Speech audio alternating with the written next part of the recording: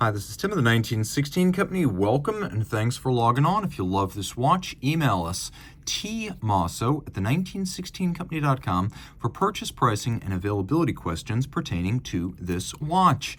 Today we're discussing a model made from 2000 to 2006, the Patek Philippe World Time 5110. This is the 5110J-001 in yellow gold. This watch was a long time coming, a follow-up to the mid-century Patek Philippe 2523 World Time. It filled a gap in the Patek collection between dual-time watches and single-time watches, as this system, using a combination of Patek Philippe and Louis Coutier innovations, allows you to view 24 reference cities associated with the 24 principal time zones of the world. Back in the 1930s, along with Vacheron Constantin and the inventor Louis Coutier, Patek had been an early pioneer in world time watches, and this model, 37 millimeters in yellow gold, feels as elegant as something that could have existed in the 30s, 40s, 50s, or 60s during the heyday of Patek Philippe world time watch manufacture.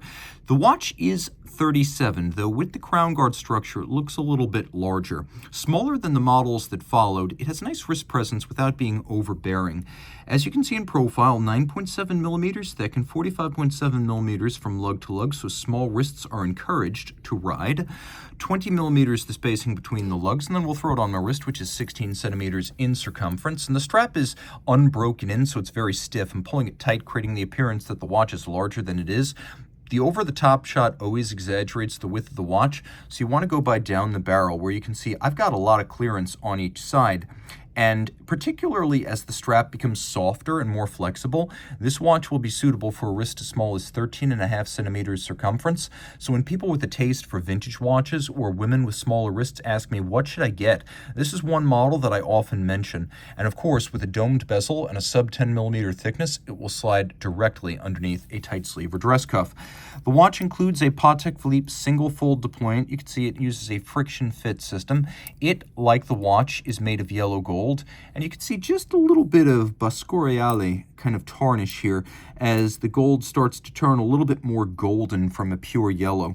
We have the Calatrava Cross, which is the logo of the company. The tolerances still very crisp and snappy. You'll see the Calatrava Cross also on the crown and also on the rotor.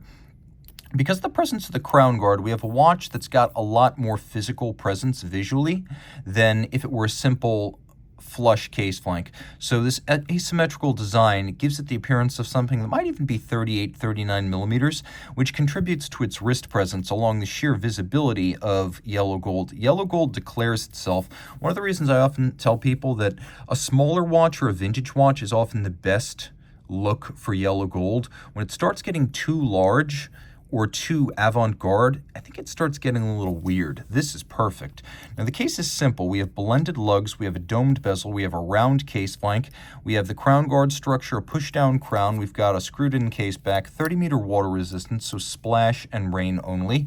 The dial has a guillot pattern that radiates out from underneath these spade-style hands that are uniquely of the 5110. This would go away with the 5130. This is one of the obvious ways to tell them apart from a distance if you don't have measurements handy.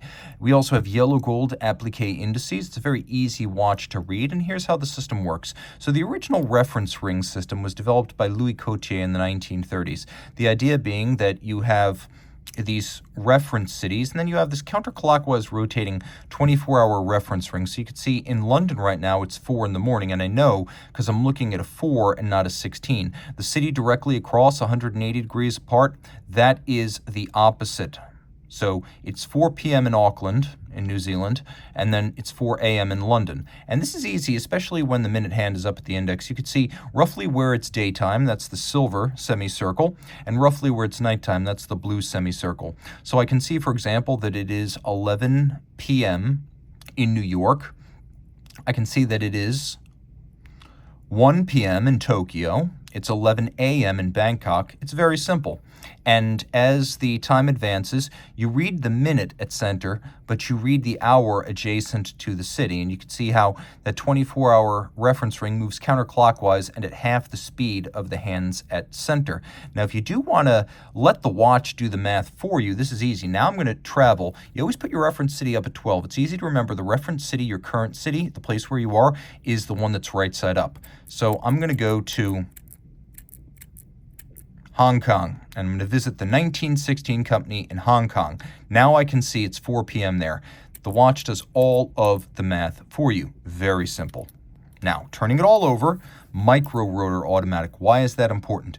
Well, initiated in 1977, its first year, the caliber 240 micro rotor was always the premium option compared to the center rotor Patek automatics. And that's because a micro rotor, in addition to being a little bit harder to make, is thinner. There's nothing blocking my view. It's a big panoramic view. There's no rotor in the way. There's no winding bridge blocking my ability to enjoy the aesthetics of this movement. And because the rotor and the winding system are in the same plane as the drivetrain and the power source, it's a thinner watch. But I also get the convenience of automatic winding, so I know it's not going to stop if I wear it every day. The rotor is 22 karat gold. The power reserve is 48 hours. It pivots on 33 joules. It beats away at 6 beats per second, or 3 hertz.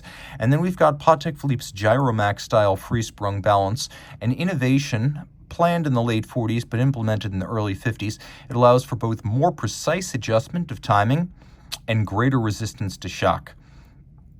Highlights of finish include stripes across the rotor, Côte de Genève stripes across the bridges, engine-turned pegwood perlage on the base plate. All screw heads are mirror polished, and then if you look at the edges of the bridges, you can see that they're lighting up as I angle them towards the light, and this is mirrored anglage, or bevel.